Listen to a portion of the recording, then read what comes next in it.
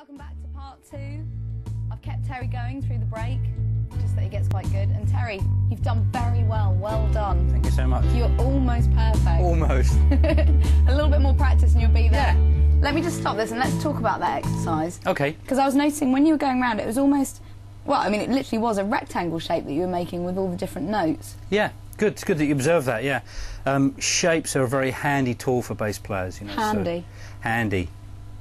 So we were playing A and G, and then moving up to the next string, but playing in exactly the same locations, the same frets. So we were playing that really, and then that. So yeah, there's the little box. There, and there, and that.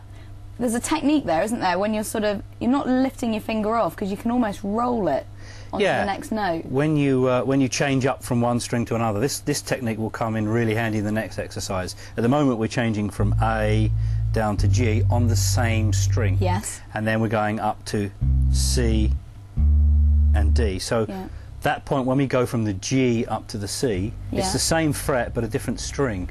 Yeah. So again, we've been talking quite a lot about not using up any energy unnecessarily, you know, trying to stay economical. So this whole exercise is in that one place, in that one position.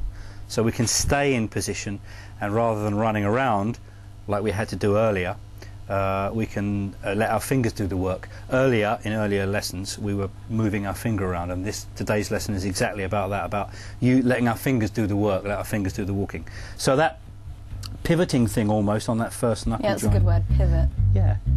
And since you've identified that I was doing that, as well as the rectangle shape, we might as well practice it, because it's going to come in handy. And because we're playing those separate strings, it doesn't matter if it's still...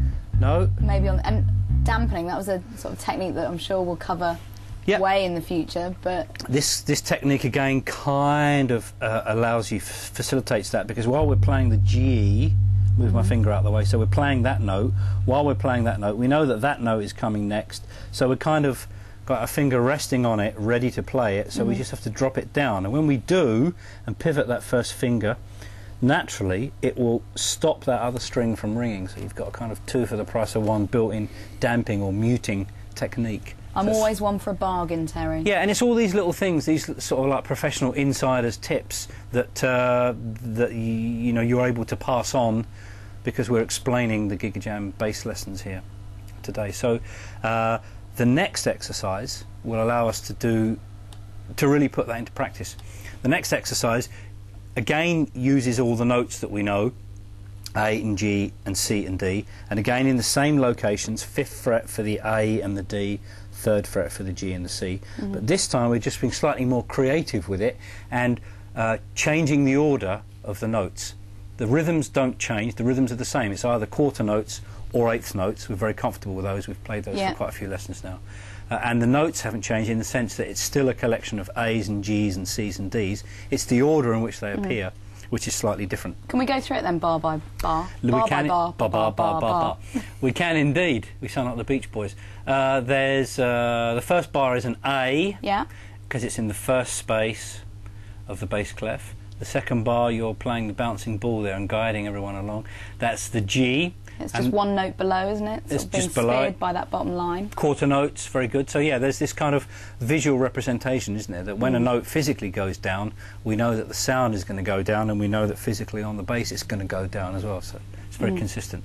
Okay, third bar. Third bar is a D. It's a slightly different order here. A, G, D, which is the 5th fret, and then back to the C. And again, that's one that we can practice, that link, that bridge between bar 2 and 3, isn't it? Those 2 notes. Yeah, we've got the G there, which is bar 2, the note in bar 2, and that's the first finger.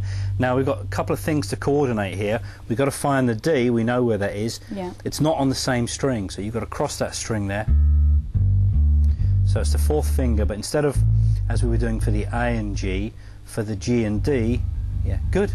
Great, yeah, your hand shapes look good. And that is that rectangle spelled out, isn't it? Yeah, I mean, we've learnt that, so therefore it makes it quite easy for us now. It's a good shape. The last note on that line is C. Yeah. And again, it's just quarter notes.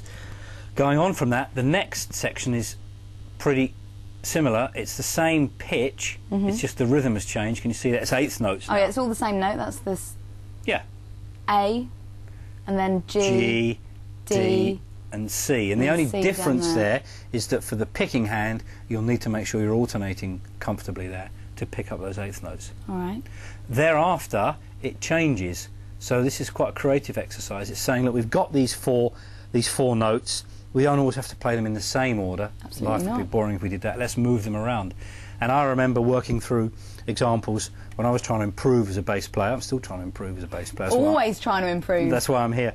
And I would take exercises that I'd found, other people's examples, and then rewrite them, just mess them up, you know, almost like cut and paste them and put them up in a different order. You never know what you're going to come up with. So I would encourage everyone to do that as well. Play these exercises and then create some more of your own. Excellent.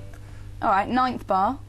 The 9th bar That's is A. A again, there you go, and then D now. So that will allow us to do this kind of pivoting technique that we've been talking about, keeping our finger in the same place, and rather than moving that way, moving that way. Okay. Onwards to 11, that's C. That's C, that's on the way back down, that's easy. That's the same string, yeah. And the next bar, which you're on already, good, is G. That'll allow us to do this kind of pivoting in reverse, to pivot back down from C on the 3rd fret of the A string, back down to the G.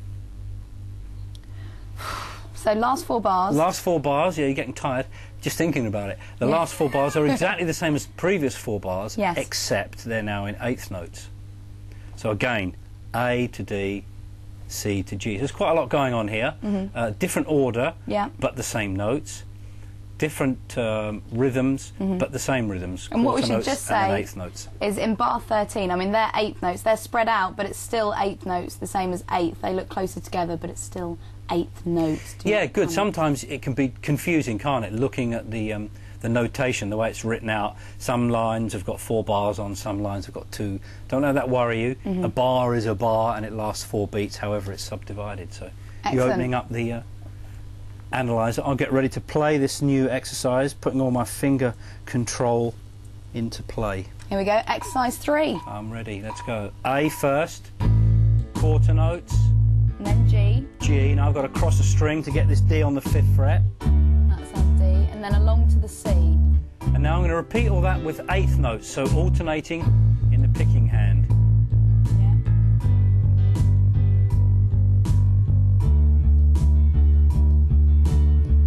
That's our C. And now the new order, which is A, back to quarter notes. Taking it slower at first. And up to the D, down to the C. G. And there's that pivoting, and now 8th notes. That's A. Pivot up. D. Back to the C. That's our 8th note And still. pivot down. And then G. And back to the top of the exercise. So I can let that roll around a few times. There's D. C. And Same now string along to the C. 8th notes. Alternating with the picking hand. Yeah. G. D. And the whole exercise C. is in one position. So I don't need to move my hand anywhere. I let my fingers do the work. It looks like I'm not really doing anything. It does look very controlled and very sort of measured. You're just in one place, not expending any excess energy, but very focused.